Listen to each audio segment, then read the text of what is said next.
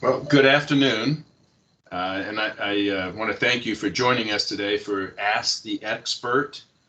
This is our fourth Ask the Expert session. Previously, we had HR with Joanna, we had food service with Jeannie Keenan and Sue Geiser, and we had marketing with Cindy Miller and Erica Metzger. Today, we're happy to introduce you to Michaela, and I'll share that with you in just a second. The purpose of our sessions is really trying to keep our small business owners in the know. I'm Steve Schillig, the moderator. I'm also the director of the Small Business Development Center, headquartered at Kent State University, Tuscarawas. The SBDC, for those that aren't familiar with our organization, provides confidential, no-charge consulting. We have a team of specialized counselors with backgrounds in HR, food service, leadership, finance and accounting, QuickBooks and bookkeeping, computer technology, and marketing, which is what we're talking about today. Those resources are available to you on a confidential, no-cost basis. We're still working on the remote part of our jobs these days, and my technology skills are generally lacking, so I appreciate your patience through this process. I've muted everyone for our speakers' benefit. If you have questions, please use the chat room. If you're not familiar with it, the chat room can be found in the ribbon below your screen. It is to the left of the phone, and if you hover your mouse, it will read Show Conversation. We wanted to offer this workshop to provide some marketing tips on the reopening, restarting, or maybe even the repositioning of your business. I'm very pleased to have on the call today Michaela Madison. Michaela has worked in the marketing and communications industry for more than a decade, gaining experience in radio broadcast, news journalism, radio, print, and digital marketing, website design, and entrepreneurial leadership. As a seasoned communicator and small business owner, she has discovered a passion for advancing other companies and entrepreneurs by sharing the knowledge and skills she obtained throughout her career thus far. In addition to running her own company, Newsy Mom LLC, and serving in several marketing-focused roles, she is also involved in multiple committees and boards, including Big Brothers and Big Sisters, the Tuscarawas County Anti-Drug Coalition, and the Kent State Alumni Board, and others. Michaela, through the SBDC, is available for direct assistance. So if you have specific questions that do not get answered today, or you need additional help, please contact me directly. My contact information can be found in the presentation. This session is being recorded, and the slides and the recording will be emailed to you at the conclusion of this session. Give us a few days. Before we start, I'd like to mention our next Ask the Expert session. On July 2nd at 12 p.m., we'll be hosting HR Part 2 with Joanna Forbes. She will update us on the continued changes in HR for small businesses. Mark your calendars now. If you have suggestions or recommendations on other topics or programs, please feel free to contact me or to mention it in the chat room.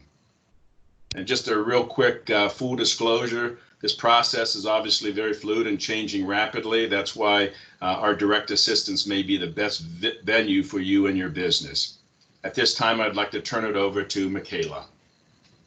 Well, hello, everyone. Thank you for joining today, and thanks for the introduction, Steve. It's always a pleasure to work with you, and I love being part of the SBDC. So you guys probably can see me right now. I'm going to go ahead and turn off my camera just so that you guys can see the full screen here for the presentation.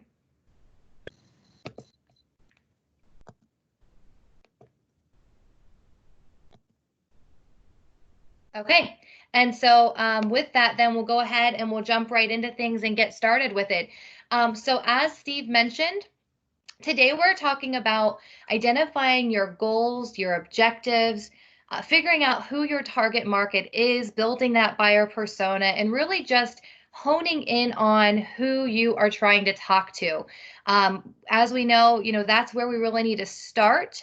odds are you're already a small business owner, so you have an idea of who your clientele is and who you're trying to serve. This presentation is really just going to help you dive into that even deeper and really hone in on what their priorities are, what they hold most important, what they're looking for, so you can really truly speak their language and connect with them through content that is engaging and truly resonates with them.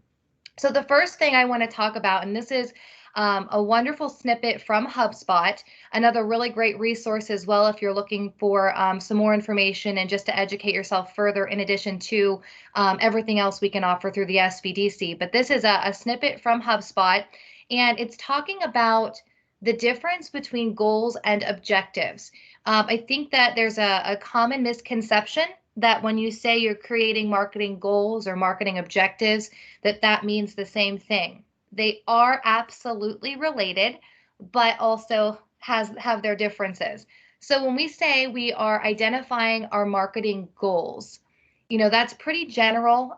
We all know to set goals. We have short-term goals. We have long-term goals. Terminology we've all used and throughout our careers. So again, though, a goal.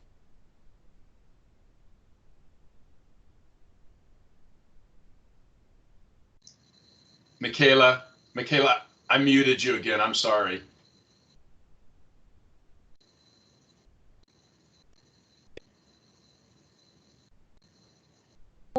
Can you guys hear me now? Yes, I'm sorry about that. That's okay. No technical difficulties for anyone through this whole remote work process. It's totally fine. Okay, so I'm going to go back in here so you guys can see my slide. I'm going to turn off my camera. Okay, so you guys should be able to see the slide again here. Steve, are you able to tell me, can everyone see the slide? Not yet. You need to share it. I need to share it again. If everybody can continue to stay muted so we don't have any background noise. Thank you. All right. Good. Okay, let me make it. There we go. Okay. All right. So talking again about just again, in case I got cut off there at the end, the goals and objectives. Your goals are very broad. Your objectives get more specific. You really start to hone in and define what your plan is going to be and how you can measure those marketing goals, which is so, so important. So for instance, HubSpot creates this wonderful example here. So if your overall goal, which may be just to create brand awareness, you just want to tell people who you are, that you're an option, how they can reach you. Your goal is to create brand awareness, while in comparison, your objective gets very, very, very specific and says to increase blog traffic by 10%. And when you take your goal, which is still a first step, and turn it into an objective, you start to see how you can actually build a plan and, most importantly, measure the effectiveness and success of that plan. And so then we start going over our goals here to give it a start. And my favorite place to begin with any type of marketing process is the brainstorming session. I really thoroughly enjoy it. And anyone who knows me knows that I'm a brainstormer. And it's a lot of fun just to get everybody together and throw out ideas, put everything on the table, and bring everyone to that table that you think of, because you never know where a great idea is going to come from. And so every process I encourage beginning with a brainstorming session. And in that brainstorming session, you do exactly that. You throw out all the goals that you want to accomplish with your business. So you want to increase sales. You want to increase engagement. You want to get more or see more likes and follows on your social account. You want to bring more people into your store. All of the different goals that you want to accomplish. And the beautiful thing is you're also taking some of the workload away from yourself for setting and future marketing projects, because you can go back to another goal down the road. But the process is to select one goal that you have the resources to achieve based on your brainstorming session, the connections, the personnel, the team, all of that. And you can't have more than one goal operating at a single time. So you could see, 2 or 3 of these little yellow bubbles popping around your brainstorming session. I strongly encourage, especially as you start to get into this planning process, you just start with one, and that's okay.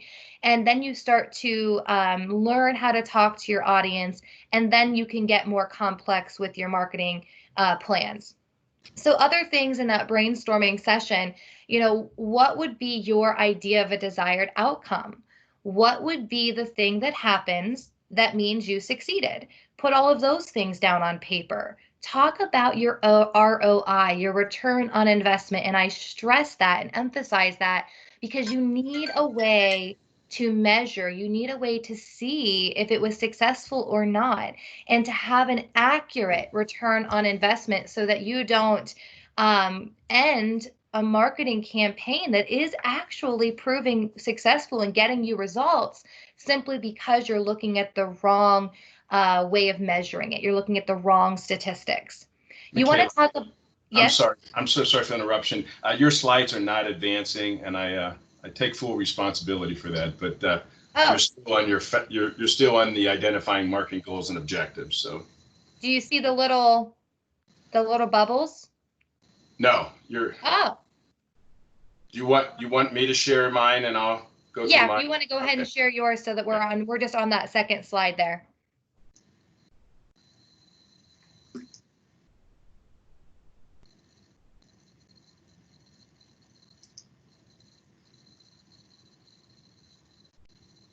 Are you seeing ours now? Seeing it? Yeah, I can see yours. Good. I cannot see your slides. No. Anybody seeing my slides? No, it doesn't look like it. Okay. You want to go back to your, why don't you try sharing yours again? I'm sorry. No, that's okay. We'll see. Maybe if I do it here, let's try it this way. Can you guys see this screen now? Yes. Okay, and so I know it's not in the presentation mode, but if I click here, can you see it moving? Yep. Yes. Okay, so I'll just do it, even though it's not in the presentation mode, I'll do it this way. That way you guys can see as I'm moving forward. So this is the screen that I was on talking about the brainstorming session, and you can see those things that I've mentioned. And just picking right back up, other things in that brainstorming session, why are you spending your time on this? And I think that's a really important question, especially as you establish a marketing plan. And it sounds harsh, but why does it matter? Why are people going to care about this? How is it going to make their lives better? We know it's going to benefit the company. We know it's going to enhance your mission, but how is it going to make, what is the other person going to get out of it? Because that's really what we need to hone in on with any type of marketing plan.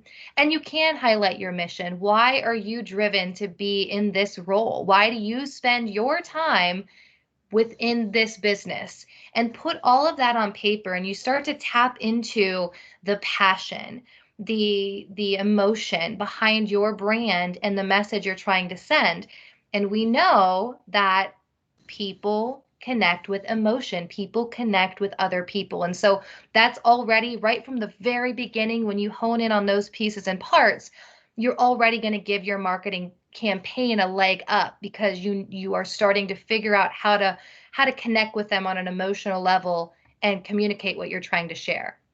So once you get through that, again, really exciting. I may be biased, but I love the brainstorming session. When you get through that brainstorming session, you're going to land on your goal. Now we know what our goal is, the one we're going to focus on right now. And that's what you see there in the yellow bubble. Excuse me. And so for this case, let's say that we've decided our goal is going to be increased sales of our products. Now, as you can see, well, that's pretty darn broad. That's a goal. It's pretty broad. And we're going to say for this example that we're a women's clothing store, and we want to increase the number of products that we are selling. So now I want you to hold on to that. You're going to set that goal aside. And so now, again, we're going to head right back into the objective. So how you are going to turn this goal, this very broad thing you want to accomplish, into something you can that is actually obtainable and you can achieve. So again, a marketing objective, this is a definition from HubSpot, the goals your team wants to achieve during a certain period of time. So right there in that first sentence, you get an indicator that's going to allow you to measure your success. During a certain period of time, you're going to have a deadline. If you want to accomplish this goal in a month, in a quarter, in a year, you're going to have an end all be all date to say, okay, how did we do? And so these are hard numbers. They're metrics that serve as your metaphorical finish line. It's, you're setting your marketing objectives. Again, as this definition explains, it isn't just limited on the overall what you want to achieve, but you talk about how you're going to achieve it. And that's really what a marketing plan is, and what your campaign needs to consist of. So you have your goal, and now we're going to start transitioning to turning it into a marketing objective. Now, those of you who have dabbled in marketing at any point are probably very familiar with this term SMART. And it's a perfect acronym for this. And it's about how you consider turning that goal into an objective. And so S for specific, set real numbers with real deadlines. We want to reach X number of people on social media within this quarter, by the end of the first quarter. You want it to be measurable. So you make sure you know exactly how to track your success. Know how many people that you have reached in the last quarter, and then see what the increase or decrease was during the next quarter so that it's actually measurable for you. You want to make sure that it's attainable. We all work towards goals, and every goal has its challenges. And as a small business owner, sometimes we are so full of passion and excitement and are so mission driven that we just want to do everything at once. And we see the end result so clearly and the potential that it's very easy to get lost in that and try and change the world overnight. Don't do that to yourself, because it isn't fair, and you're going to get a false sense of failure because you're not changing the world overnight, when in reality, small steps forward still make a huge difference. And again, similar to that, be realistic. Be honest with yourself. Ask the hard questions. Why are we wasting our time on this? Why are we spending our time on this? Why are we investing in this? What are the real challenges that we're going to face? Do we only have 100 people that like our Facebook page? Is it realistic to say that we want to reach 5,000 in this quarter? Or would it be more realistic to set a goal and an objective to reach 1,000? Be realistic, and again, that will set you up for success. And time bound, and that goes back to the very beginning. Have a deadline, have a time frame, a timeline that you are focusing on, so that you know when it's time to turn around and check your results. And then you also know that just because you didn't succeed within the first week, you know that you have the rest of the quarter to make tweaks or further push your marketing campaign, whatever you need to do to reach those objectives, to reach those goals. So moving down here. So here are some examples that are of marketing objectives, and I'll just kind of dive in a little deeper with a couple of these. So the first one, we talk about, we want to increase, a goal would be, we want to increase brand engagement, brand awareness, let people know who we are. We want to focus on inbound marketing and put information out there that's going to draw people in. Okay, that's a goal. A marketing objective is something along the lines of, we want to increase blog subscribers by 25% month over month this year. Okay, so this is a fantastic objective, because you have everything in that short little phrase that you need to do to see success. You need to increase blog subscribers. Okay, so that's going to include consistent, regular, engaging content that you need to provide. You know that your measure of success, your return on investment here, is going to be whenever you can see 25% increase in the number of people subscribing to your blog month over month. You have a timeline, month over month. So this is nice because it gives you a consistent way to check throughout the course of the year, which is your end all be all date you've given yourself, where you can look at, if you want to reach 100 new subscribers, would be the 25% increase next month in July over last year. At the end of July 2020, you can compare those results to the end of July in 2019 and see how you're doing. But you can also remind yourself that it's not the end of the world if you're not quite meeting that objective yet, because you have until December to accomplish that. And so that's pretty exciting. Another example, as you guys can all see here on the screen, we want to reach 35,000 visitors to the website from our organic search monthly by the end of the year. Okay, so again, you can really break that down.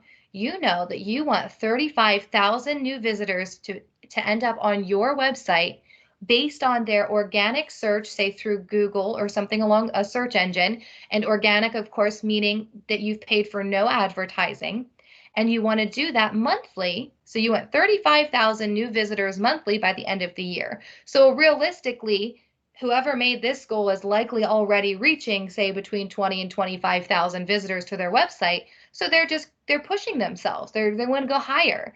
And you can see that if you're talking about organic search, and that's how you're going to measure your success, something along the lines of search engine optimization comes into play, because that's one way you can accomplish organic search results to your website.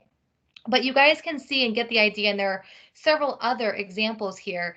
But the point of an objective is really to lay out where you want to end up, how you're going to measure it, how you're going to start to, the process to accomplish that goal, and what is your timeline to decide whether or not your marketing campaign was successful, or maybe it needs a little bit more work.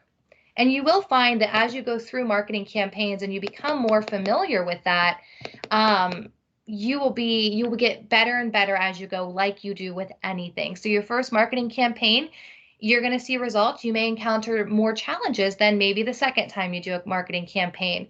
And you're going to figure out some kinks the first or second time and have those areas worked out and figured out by the third time you do a marketing campaign. And you just get better and better as you go. So now you have your goal, your general goal. We know how to accomplish it by setting a specific, measurable marketing objective. And I want you to set those things on the table beside you. And now we're going to talk about who the heck we need to share this messaging with. Who is our target market? Who are we going to talk to? Who is going to help us increase subscribers to our website? So the first thing you want to start to consider are your demographics. And that's something I'm sure you guys have all heard. You're all small business owners. You've heard, who is your demographic? Who are you trying to talk to? Who are you selling to? And another misconception is that demographics are oftentimes mistaken for your target market. They're a part of your target market. It is important to identify the demographics, but they're still just a piece of the puzzle. And so some demographics that you'd be considering would be, if I'm a women's clothing store, I'm speaking to women. The ages, am I talking to women who are, early college? Am I talking to women who are in a career and seasoned professionals? Am I talking to moms? Where are they? Am I a brick and mortar in Tuscarawas County in downtown New Philly? Or am I an online company? And you can even get into more specifics. Are they married? Are they single? What kind of jobs do they have? What is their rough annual salary, their education level? Do they have kids? Are they single? And you start to build this idea of who you would be talking to. And so going back here to my little graph here, so you're up here with goal 1. Okay, now you're starting to figure out who do we need to get in touch with to accomplish goal 1. So, and again, like your goals, you may have several target markets. If you're a women's clothing store and your goal is to increase the sale of your product and you have your marketing objective laid out, your target might be, you might have career women that come into your store. Some of those career women may be moms. Some of them may be millennials that are just starting into the workforce or starting to get management positions in that workforce. And you start to lay out and you have another little mini brainstorming session about all the people your company serves, the kinds of people. The goal is to reduce that number to an ideal target market. Who are you ideally speaking to? So while one of your targets, for example, may be to talk to moms, Do you sell maternity clothing? If you don't, that's not your target market. It's a bonus whenever moms come in and like your styles, but you're not speaking solely to moms. So then you start to build this ideal. And so let's say this this store, this women's clothing store, they've determined their target market are millennials. That's primarily who they are talking to. So those individuals that are, graduating college, getting into the workforce, starting to get management positions, maybe starting young families. So you can already see that through this you're getting to know your clientele even better, which is going to make sharing any kind of messaging with them even easier. And I think all of us can vouch for that because the way that we talk to our spouses at home, the way that we talk to our best friend is a lot different than the way that we talk to a coworker when we have bosses. It's a lot different. So knowing who you're speaking to is going to play an enormous role in how you talk to them and how you share that messaging. So now moving down into our web, we know our ideal target market. We're talking to millennials. We still haven't completely filled in all of those blanks yet. Who are the millennials? There's a lot of different kinds of millennials out there. There are men, there are women, there are those with kids. We talked about some of those differences. And so here you start to fill in some of those blanks, but you're likely going to need to do some research. And with any successful marketing campaign, marketing research has played a role. And so this can be anything from a Google search to reviewing the sales that you've already had. If you've pushed out polls and quizzes to learn more about those that are already buying products with you, and you start to figure out that buyer persona, which is something that we're going to talk about here towards the end of this presentation.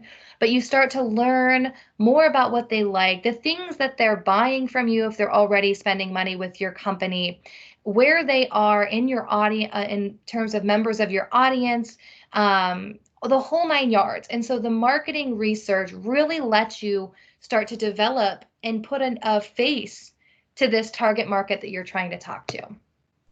And some of those things, likes and dislikes, priorities, so on and so forth. And so something I want you to also think about as we're starting to hone in and you're like, why do we need to know all these details?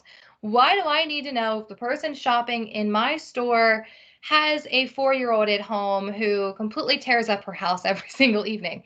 And there is a personal connection with that because I know how that woman feels. But why do you need to know that as a business owner? You do. Because picture this. So you are buying a birthday gift. We've all purchased a birthday gift for somebody. You're buying a birthday gift for your best friend. Okay. It's fun. It's exciting. You know exactly what he or she likes. You know exactly of something that they've just been dying to get. And it's actually exciting to go shopping for them because you know what you're looking for. You have direction. Now compare that experience to shopping for the coworker that's a couple offices down from you during a random Christmas exchange that you only bump into from time to time in the break room. Things just got a lot more difficult and a lot more stressful. And we've all had that moment where we draw a name out of that random gift exchange hat and we go, oh, great. What the heck am I supposed to buy for this person? And so the process of going through this target market development and introduction really to who you're serving is to make the process fun, more realistic, and so that you can really develop a plan as to not only how to talk to that person, but even down the road, what you need to be having in your store that they're going to want to buy. And so through that process, here's where we end up in that graph, okay? You have your ideal market, which we're talking to millennials. Now we have a few details in play, such as demographics. We know millennials typically have young families. They're between 20 and 40 years old. In this case, we're speaking to women because we're a women's clothing store. We're a brick and mortar. In this example, I have it being in Ashland, the city of Ashland, but it could be maybe your brick and mortar is in downtown New Philadelphia. We know millennials are typically working, so that's who we're going to focus on. Now we're going to take that web out one more layer. Young families. What is a priority for young families? Time efficiency. How can I make the most out of every minute that's in my day? simplicity. I don't need big, extravagant, fancy. I don't even have the money to spend on those things. I need it simple and to the point. Between 20 and 40 years old, they're multitasking, they're doing a lot of different things in life. They're looking for things that are inexpensive because they either are just getting out of college and starting a new career, or they have young families and they're on household budgets.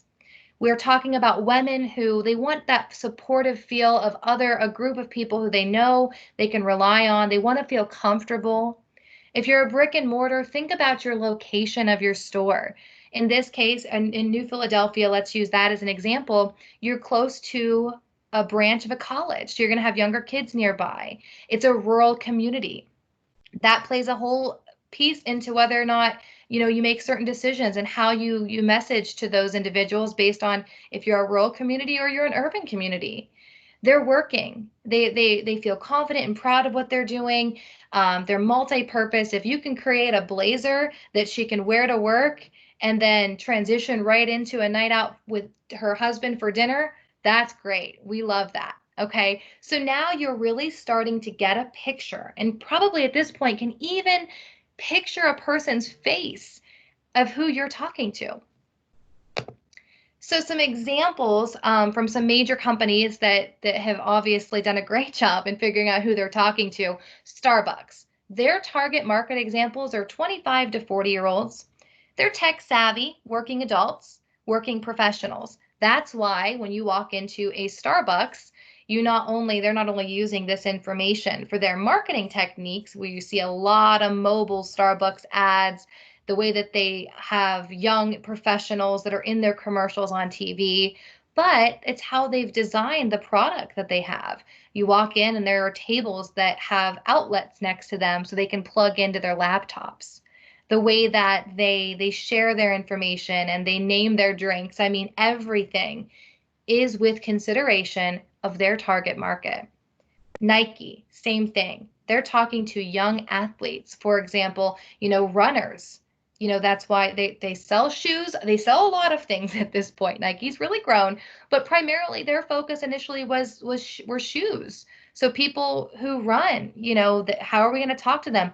Their commercials, if you notice, with the exception of those here and there with different missions that they've set, typically involve being active, out running or doing yoga or playing basketball, because that they know they're athletic wear. So they're going to be talking to those who are active.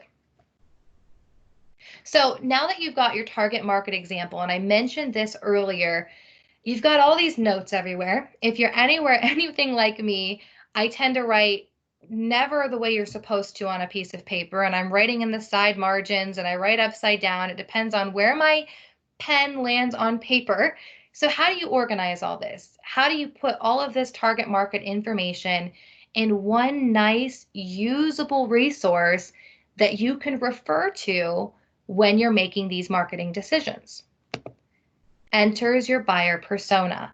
Now, I don't know if you guys have ever had any experience with this, but it is a lifesaver to actually think of Facebook as a perfect example where you put in your likes, your dislikes, your marital status, your gender, your birthday, and it's about who you are. So mimicking that same layout is your buyer persona. So in this case, it's Marketing Mary. Okay, so this is not an example necessarily for the women's clothing store, but it could be. But in this case, we're talking to Marketing Mary. Her background, she's a marketing manager or director, so we know she's an upper level management position. She's a career-focused woman. Her organization size is between 25 and 200 employees. Her industry, she focuses on tech and retail and finance. In terms of learning, she researches things on HubSpot. She's on social networks and a member of different organizations that focus on marketing and how to advance that. Talking more about her job role, she could even be the CEO. And you start to see all of these different pieces and parts. And I would even add more to this that might be more about Marketing Mary on a personal level, about what is her annual income, her education level. If she's a CEO, likely she's achieved higher education, bachelor's degree, master's degree of some kind, and really start to build those pieces and parts.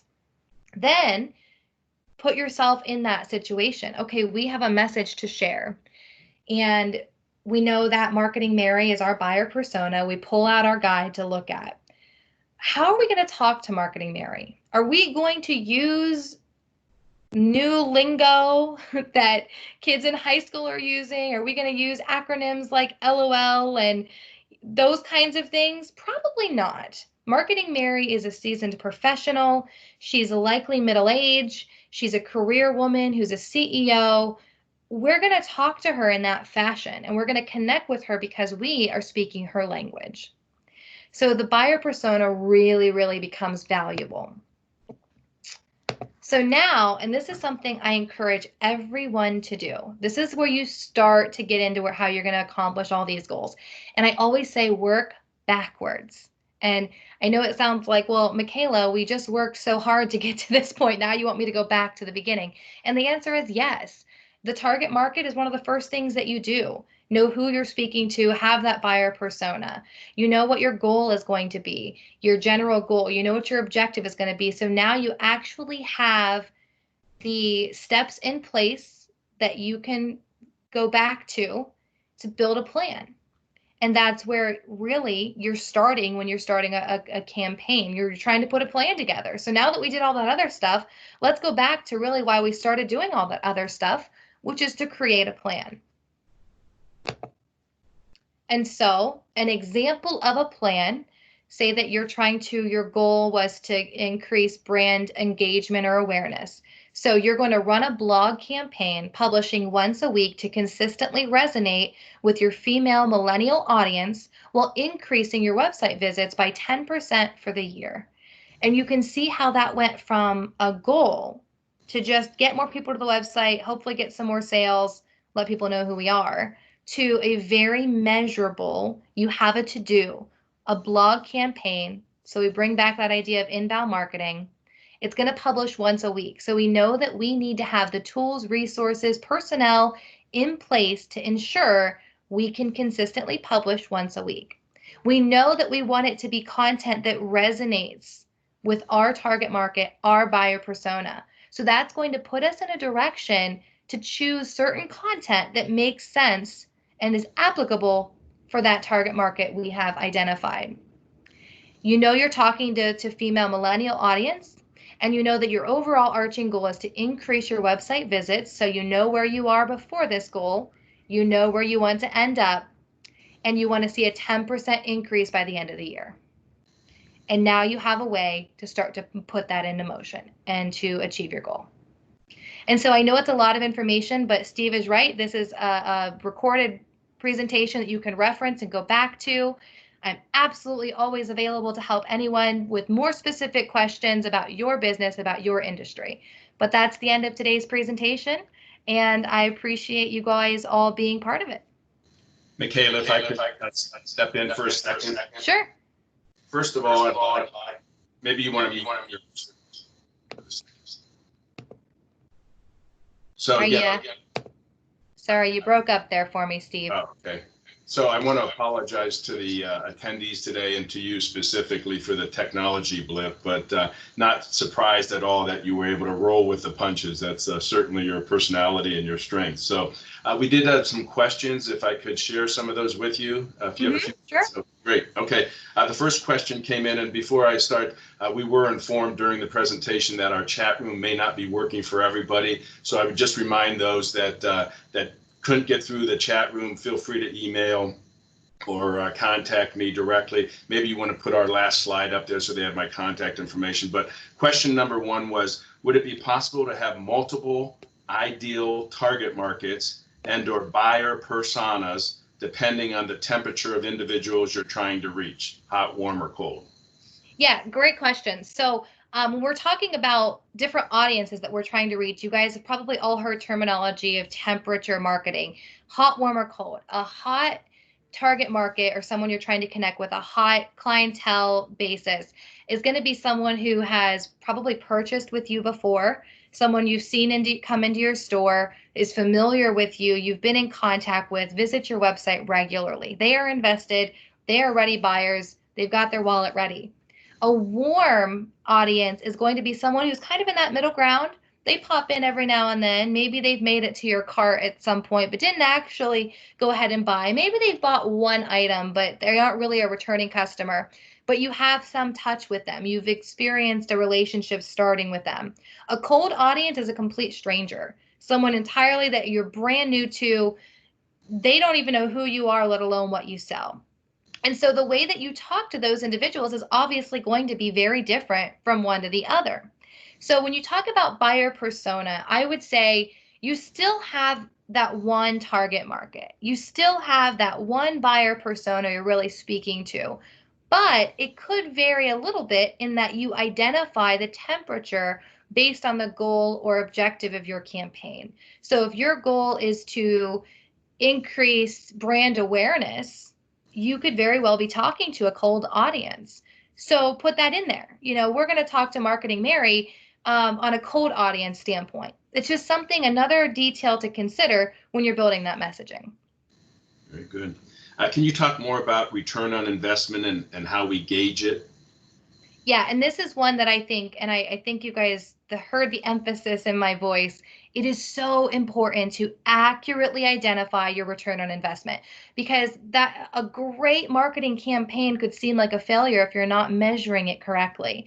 So your return on investment may look like those hard numbers we talked about in the objective. You want to see a 10% increase in website visitation to your website. If you're at 9%, guess what? Your campaign is still doing fairly well. Maybe you just need to tweak a few things to get a little bit closer to that 10%. If your goal is to see more brand awareness on social media, and you see that your post that you've advertised or boosted on Facebook has reached 10,000 people, and your identified objective was 5,000 people, okay, we still reached 5,000 more people, so we're doing something right. How can we enhance this marketing campaign to achieve that other 5,000? So the return on investment is critical in being able to tell whether or not you're doing things right or you need to make some adjustments. And you talked a little bit about metrics. What other metrics might we be looking for when tracking the success of a marketing campaign? Yeah, so especially if you're partnering with like a new, say you're advertising with a new platform, website visitation, the numbers in terms of your traffic. So in the back end of your website, you can typically see how many people are visiting. That's a hard number that you can compare where you were at before you started that new campaign compared to where you are at the end of it. The engagement numbers on Facebook. Facebook is a fantastic marketing tool. It is so specific and allows you to see who you're reaching, where they are, what time of day. Those are all metrics that really allow you to see, is this making a difference? And you can compare. If you're talking about Facebook, for example, there's an A/B testing, which is also, of course, right there in that marketing handbook.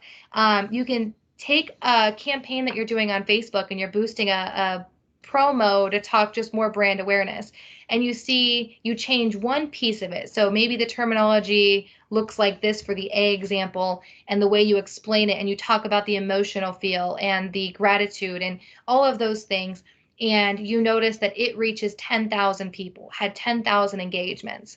And then you run the exact same messaging, only you changed that the focus is now more on statistics and numbers, and it reached 5,000 people.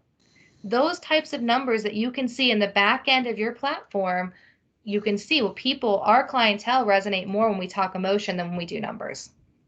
Very, very good. Okay, the final question that we have from the audience: with so many different communication platforms out there, how do we determine which one to use, or do we use them all? Well, I would definitely say you don't use them all. And I know that we see a lot of pressure. Well, everybody's on Twitter and Facebook, and what's this TikTok thing all about? We got to be doing this. Don't feel like you have to be on everything, because you only have access to so many resources. And if you're a small business owner, you're likely wearing several hats. So you don't want to exhaust yourself and spread yourself too thin, because then you'll notice you aren't really excelling anywhere. So you hone in, and that goes back to identifying your business persona again, who you're talking to. Marketing Mary is likely on Facebook. I can't imagine, she might be though, especially during quarantine. I can't imagine Marketing Mary is doing a bunch of TikTok videos and dancing to some crazy songs. So do you really need to spend money being on or time being on TikTok? Probably not. So you prioritize the available platforms based on where your buyer persona lives.